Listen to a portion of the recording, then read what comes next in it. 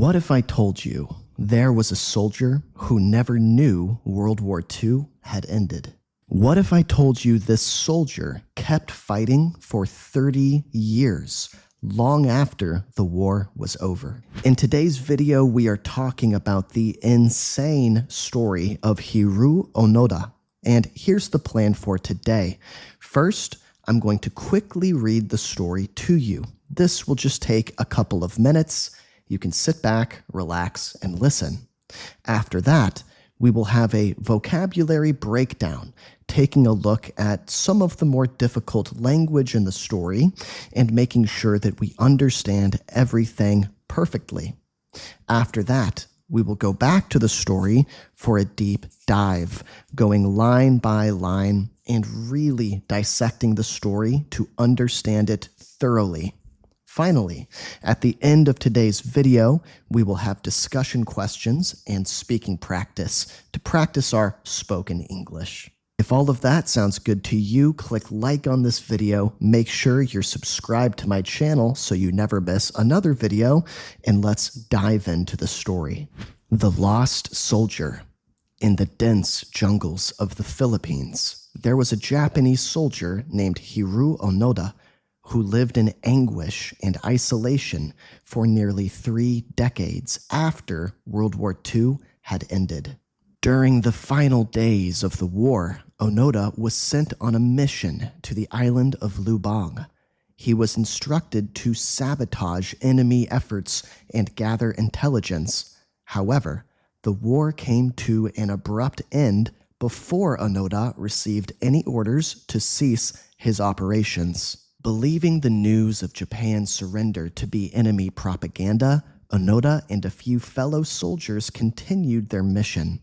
Years passed, and one by one, his comrades either surrendered or perished. Onoda's intrinsic sense of duty and unwavering belief in his mission kept him steadfast in the jungle. Onoda's survival skills were extraordinary. He relied on his military training to hunt, gather, and avoid detection. He meticulously documented his observations, convinced that his efforts were crucial to Japan's eventual victory. As time went on, the world moved into a new epoch. The jungles that Onoda patrolled were no longer a battleground, but he remained vigilant. Local villagers and authorities attempted to persuade him to surrender, dropping leaflets and broadcasting messages, but Onoda dismissed them all as enemy tricks. In 1974, almost 30 years after the war had ended, a Japanese traveler named Norio Suzuki ventured into the jungle with a mission to find Onoda. Suzuki succeeded, but Onoda still refused to believe the war was over without direct orders from his commanding officer. Suzuki returned to Japan and found Onoda's former commander, who then traveled to the Philippines to officially relieve Onoda of his duties. Finally, Onoda accepted the truth and surrendered, his heart heavy with the realization of the years lost. Onoda returned to Japan a hero to some, a tragic figure to others. His story is a powerful testament to the human spirit's resilience and the complexities of duty and belief. Now, before we jump into the vocabulary breakdown, I wanted to take just a quick second to say thank you to everyone who is always liking and commenting on my videos and subscribing to my channel. My goal for this video is to get to 1,000 likes. So let's smash the like button and break through that 1,000 like barrier. I also wanted to show you a chart down here about how much my channel has grown in the last 28 days.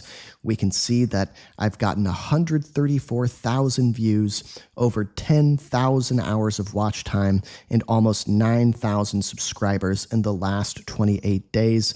The channel is booming all thanks to you guys. I want to sincerely thank you for all of the support you guys are showing me. I promise I will continue to improve my content and keep making great videos for you guys. Okay, with all of that being said, let's get back to the video. Now that we're familiar with Hiroo Onoda's story, let's take a look at some of the more difficult language used in this story, okay? In the vocabulary breakdown, the first word I want to talk about is anguish. Anguish. It means severe mental or physical pain or suffering. So, rephrased or said slightly differently, extreme sadness or pain. Some other synonyms might be suffering or torment, okay? Now, in the story, we saw that Onoda lived in anguish and isolation for nearly 3 decades. Remember that a decade is 10 years. So 3 decades is going to be 30 years, okay? So Onoda, he lived in anguish, or we can also say he lived in a state of anguish. A state of anguish, okay? Now, another example sentence unrelated to the story, the news of the accident filled her with anguish, okay? So this poor woman, she, I guess, got some bad news. There was a terrible accident, and this filled her up with anguish, filled her up with sadness, with pain, with torment, and suffering. These are really intense, really negative words, okay? So I think what I'm going to do down here is draw a quick picture, just a face, a really tormented face, okay? If you're following along with your PDF at home, you can draw this or something similar that, you know, reminds you of this word, helps you remember this word.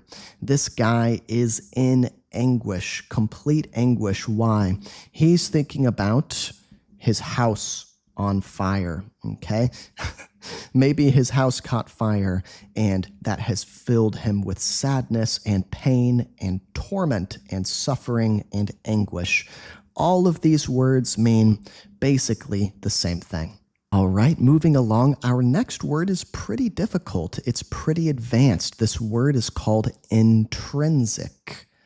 Intrinsic. What does it mean? It means belonging to someone or something naturally essential, or rephrased, said a different way, an important and natural part of something. I think this is a really good way to think about it. I really like this rephrased definition. So some synonyms, similar words might be innate, inherent, intrinsic. Okay, they all mean basically the same thing. In the story, we saw Onoda's intrinsic sense of duty kept him steadfast in the jungle. Steadfast means, maybe we could say, unwavering. He is going to keep going, no matter what. Why is he going to keep going in the jungle or the dense, thick forest? Well, because he has an intrinsic sense of duty. Now, this sense of duty is something innate within him, something inherent within him, something intrinsic within him, within who he is as a person. Maybe he was born with it. Maybe he cultivated it growing up. All of that is to say that Onoda really believes deeply in doing the right thing and, you know, staying in his military post in the jungle no matter what. So we can say that he has an intrinsic sense of duty.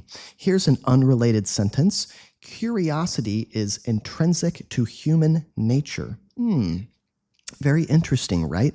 Basically, human nature, the way human beings are, this is telling us that if curiosity is intrinsic to humans, then that means, by nature, human beings are curious.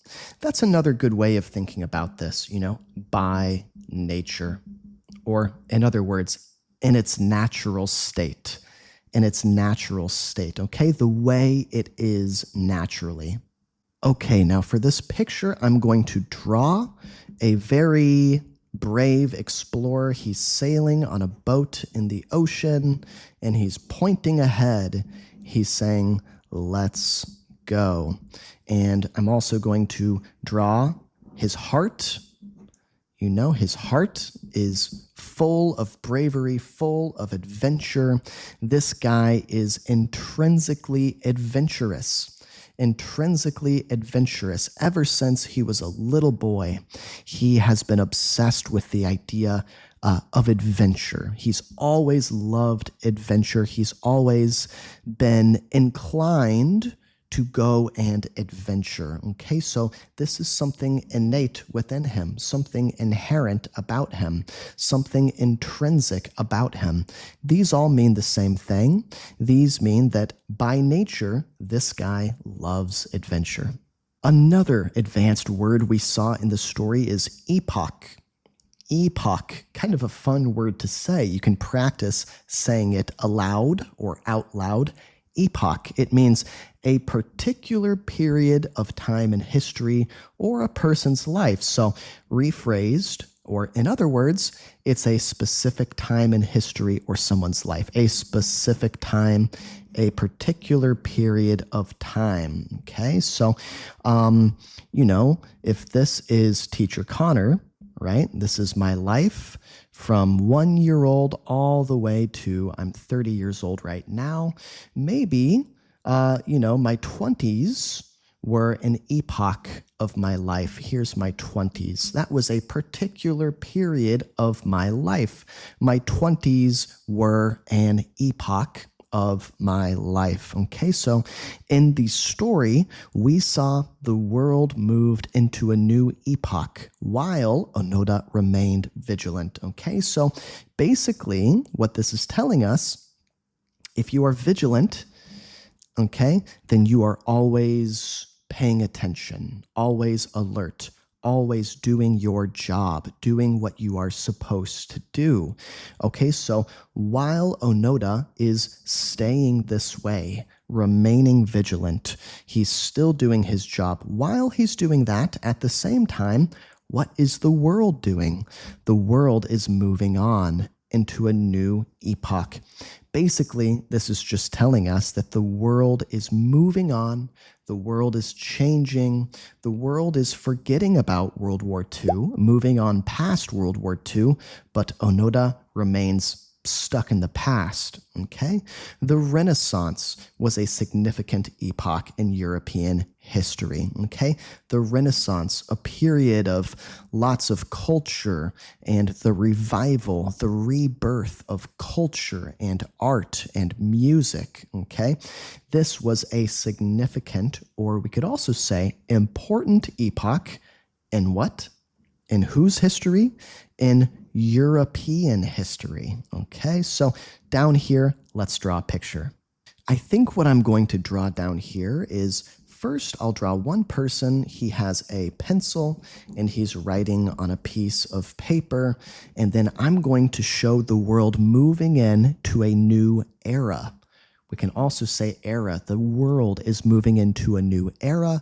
The world is moving into a new age, a whole new age. So he used to write on paper. Now he is typing on a keyboard. Here's a computer screen, right? So he has moved in to a new epoch. He has moved in to a new era, a new age. Now, in my lessons, I like to include an idiom in the vocabulary breakdown just for fun. I love sayings, I love expressions, I love idioms. Let's take a look at this one. It's called stay the course. Stay the course. It means to continue with a process, effort, or activity, even though it is difficult. So, in other words, to keep going even when it's tough. Tough means difficult. We'll connect these words. We could also say not easy. We could also say challenging. I'll just put chow for short, challenging. Okay. Some other words might be persevere, persist. All of these things mean the same thing. They mean keep going. Keep going, okay? Even though times are tough, even though things are challenging or difficult, you don't give up. You stay the course. You keep going. So in the story we saw, Onoda decided to stay the course despite the challenges, okay? So yes, there's lots of challenges, but he's going to keep going. He's going to persist. He's going to persevere. He is going to stay the course. Even when the project became difficult, they chose to stay the course. Okay, so if things are easy and you keep going, do you stay the course? No, we can't really use it that way. The key idea here is that things have become difficult. Maybe they used to be easy, and you don't have to worry about persevering or persisting or staying the course when things are easy. It's when things get difficult, when times become tough, that you need to stay the course, or you are able to use this expression, I stayed the course. Okay, so for the image, I'm going to draw a car, a really ugly car. I'm going to draw a man in the car looking very determined. He's looking like he wants to persist, like he wants to stay the course. The expression on his face is looking intense. Now, why? He was having a good road trip, an easy road trip. Everything had been smooth sailing so far, but now look at the road, right? It's really bumpy. It's really rocky. There's lots of ups and downs in the road, okay? It's a really bumpy road, but guess what? He's going to keep going. He is going to stay the course and finish his road trip. Before we get into the deep dive of the story, the real meat and potatoes, the nitty-gritty of this lesson, I want to quickly give a huge shout out to my channel and Patreon members. If you are in this list, then you have clicked the join button here on YouTube. It's next to the subscribe button to become a channel member, or you have followed me on patreon.com/EnglishWithConnor. Members on my channel get lots of benefits. They get PDFs for all my lessons so they can follow along at home and make the whole experience much more immersive and personalized to them. They also get bonus content. I put out a new bonus video this week, so now there are 2 bonus videos out for members. You guys can get extra content as well. So I wanted to give a massive shout out, a massive thank you to all of these guys. Thank you so much. Okay, let's keep going. In the deep dive of this story, we are going to go line by line, sentence by sentence, and really squeeze every last drop of educational juice that we can out of this story to really learn as much as we can, okay? This part of the lesson is the most beneficial for your English, so let's dive in. The Lost Soldier in the dense jungles of the Philippines. Okay, the dense jungles.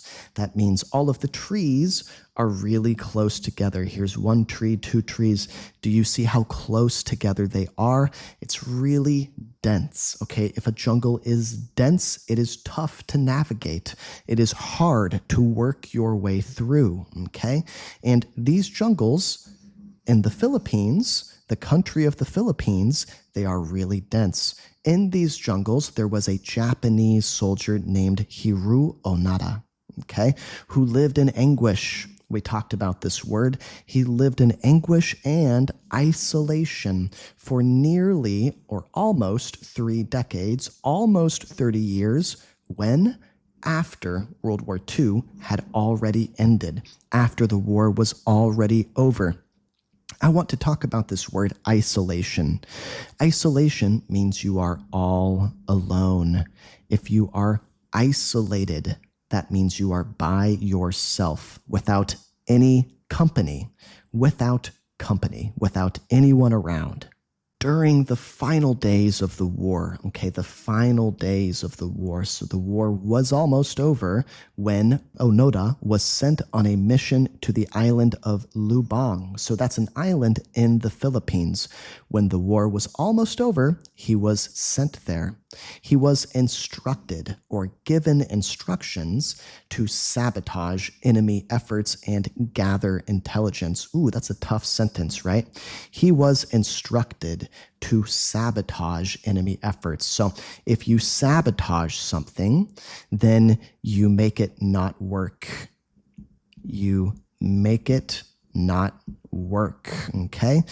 And especially when we're talking about sabotaging an enemy, okay? So the enemy wants to accomplish something. Maybe they want to build a house, okay? The enemy wants to build a house. If I sabotage their efforts, then that means I make it difficult for them to accomplish their goal. I make it hard for them to build the house. Maybe I steal their building supplies, their building materials, their equipment, okay? That's one way of sabotaging their efforts. So that was Onoda's mission. That's why he was sent to this island, in order to sabotage enemy efforts. And one more thing, gather intelligence. Yeah, this is like a military term. If you gather intelligence, then you gather information. Intelligence just means info, information about the enemy, kind of like being a spy, okay? However, the war came to an abrupt end. An abrupt end, a sudden end, a quick end, before Onoda received any orders to cease his operations. Okay, so the war ended, but Onoda, he didn't have a chance to get any orders, or receive just means get, right? Receive any orders to cease his operations or stop what he was doing. So he doesn't know to stop. No one has told him to stop being a spy, to stop trying to sabotage enemy efforts. He's still going. Believing the news of Japan's surrender to be enemy propaganda, Onoda and a few fellow soldiers continued their mission. Okay, so they are staying the course. Okay, they are keeping on with their mission. So they do get news. They do hear this news about Japan surrendering, okay, in the war. I'm going to draw a white flag waving. It's the international symbol of surrender, okay? It is widely recognized as the sign of surrender to wave a white flag, okay? So they hear this news about Japan surrendering, but they think, you know what? This has to be enemy propaganda. What's propaganda? Many people would say fake news, okay? Propaganda is news or information created with the intention, with the goal of misleading people, okay? Or maybe you could say brainwashing people, okay? So they say, that's just brainwashed news. That's just fake news. There's no way Japan surrendered. Onoda and a few fellow soldiers, they continued their mission, so they keep going. Well, years passed. Years went by, and one by one, one after the next, his comrades either surrendered or perished. Okay, comrades. We can say fellow soldiers. The soldiers, the other Japanese soldiers he is fighting alongside with, okay? These other people he's with, these other soldiers he's with, one of two things happens to them. One of two things happens to them, okay? They either surrender, they give up, or they perish. Perish means die. I'm going to draw a skull right here, okay? If you perish, then you die, okay? So Onoda's intrinsic sense of duty and unwavering belief in his mission kept him steadfast in the jungle. We took a look at this sentence already. We understand intrinsic. We understand this idea that Onoda, at his core, at his heart, or in his heart, he had this intrinsic sense of duty. He really believed in his mission. He really thought he was doing the right thing. So Onoda's survival skills were extraordinary. That's, something important about him. There's no way he would have been able to survive or keep living for 30 years if he didn't have extraordinary survival skills. Survival just means you keep on living, you don't die, you protect your life and keep going, right? So his skills are extraordinary. Extraordinary. That means really amazing. He's a really talented survival guy. He's really good at surviving. So he relied on his military training to hunt, gather, and avoid detection. 1, 2, 3. There are 3 things that he relies on his military training to help him do. He relies, or he counts on, we can also say counts on his military training, all of the lessons he learned in the military. He relies on those lessons to hunt or kill animals for food, to gather or, collect different plants, different vegetables, different fruits in the jungles to eat. That's the second thing. He also relies on these lessons, these military lessons, the military training, to avoid detection. Okay, so he is not easy to catch. It's not easy to catch this guy in the jungle. He's very good at avoiding being detected, avoiding detection. Detection is like finding something. Okay, so they cannot find him. Every time they try to, he avoids them, right? He meticulously, or we can also say carefully. That's all meticulous means. It's a big, scary word. It just means you do something thoroughly, you do something very carefully. You don't want to make a mistake, right? He meticulously documented his observations. So he's looking around. I'm going to draw some eyes for observations. If you observe something, then you check it out. Okay, visually. So he's documenting all this stuff. He's writing it down, and he's writing it down meticulously or carefully. He's convinced, or we can also say he is certain, or he is sure that what? That his efforts were crucial to Japan's eventual victory. So he's convinced himself. He's very certain that all of this stuff he's doing, it's really crucial or important to Japan's eventual victory. Yeah, the eventual victory of Japan. This word here is interesting, right? Because he knows, okay, maybe Japan hasn't won yet. Maybe we haven't won the war yet, but we will eventually. So it's going to be, not a sudden victory, but it's going to be an eventual victory. It's going to happen someday. As time went on, the world moved into a new epoch. We talked about this. The world is changing. The world is moving on and leaving him behind. The jungles that Onoda patrolled or walked around in. Okay, you're walking and you are being vigilant. You're keeping a lookout, keeping an eye out at the same time. You are patrolling. Maybe he goes this way, then he goes this way, then he goes back this way, then he goes back this way. He is on patrol. He is patrolling. So these jungles that he's walking around in, it's no longer a battleground.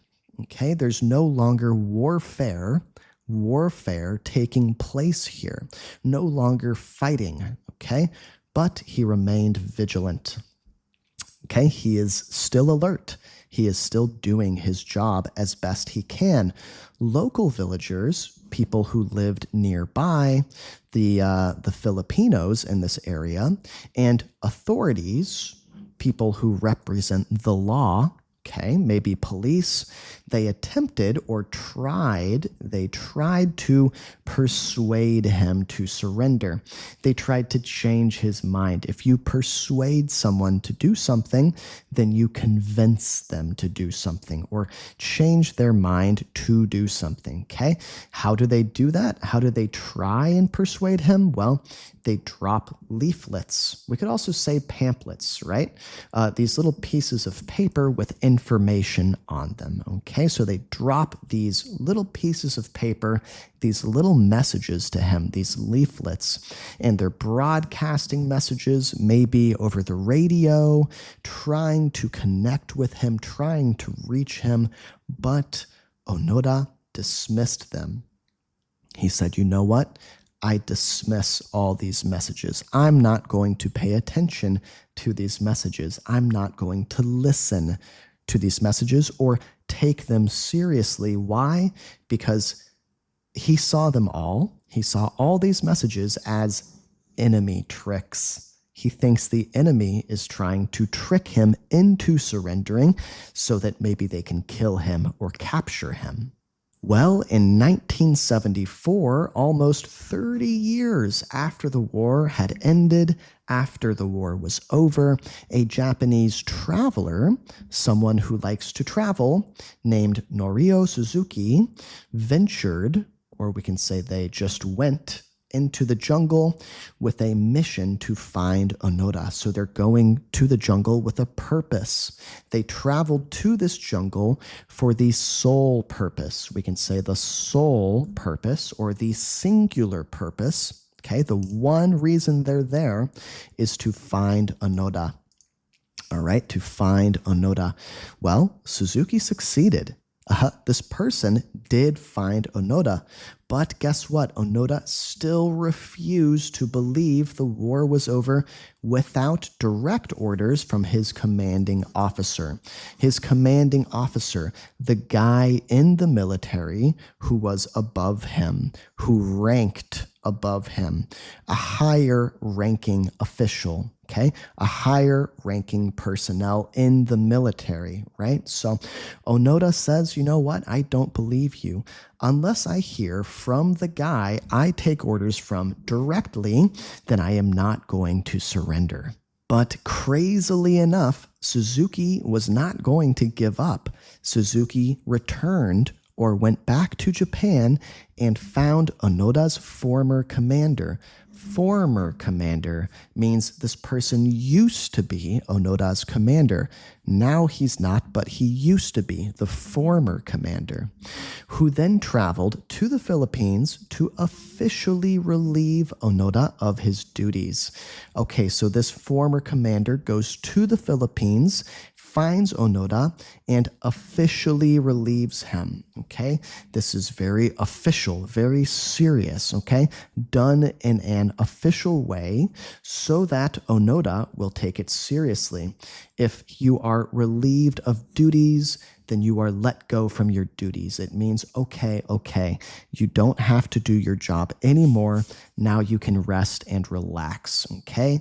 So finally, in the end, Onoda accepted the truth and surrendered. I'm sure he didn't feel good about doing this. His heart was heavy. Why? His heart was heavy. He felt, these really sad, really low emotions. He is realizing that he has lost so many years fighting for a cause that wasn't even real, fighting for something that didn't even exist. Onoda returned to Japan, a hero to some. So to some people, they see him as this heroic figure, this heroic person, somebody who really stood his ground, someone who stayed the course, someone who fought for what he believed in and never gave up. But guess what? To other people, he's a tragic figure. They feel so bad for him. They think, oh my gosh, this guy, he wasted 30 years of his life. Just imagine all of the hardships he endured in the jungle, all of the terrible things he must have gone through, all of the suffering, the anguish, to use a vocabulary word, right? And some people look at that situation and they think, just terrible. I can't believe he had to put up with that. He had to go through that. Okay, so Onoda's story is a powerful testament. We can also say it speaks to what? It speaks to the human spirit's resilience. Okay, resilience, or not giving up, So it teaches us, if it's a testament to that, then it teaches us or speaks to the human spirit's resilience, and something else, the complexities of duty and belief, right? So these are some big ideas. The idea of duty, of serving your country, and of belief, of believing in something, because what is belief? Belief is taking a risk. You're saying, you know what? This might not happen, or this might not be true, but I'm choosing to take a risk. I'm choosing to gamble and make a decision to believe in this thing. So this guy's story shows us how complex or complicated these ideas, these themes, a theme is an idea, these themes can be.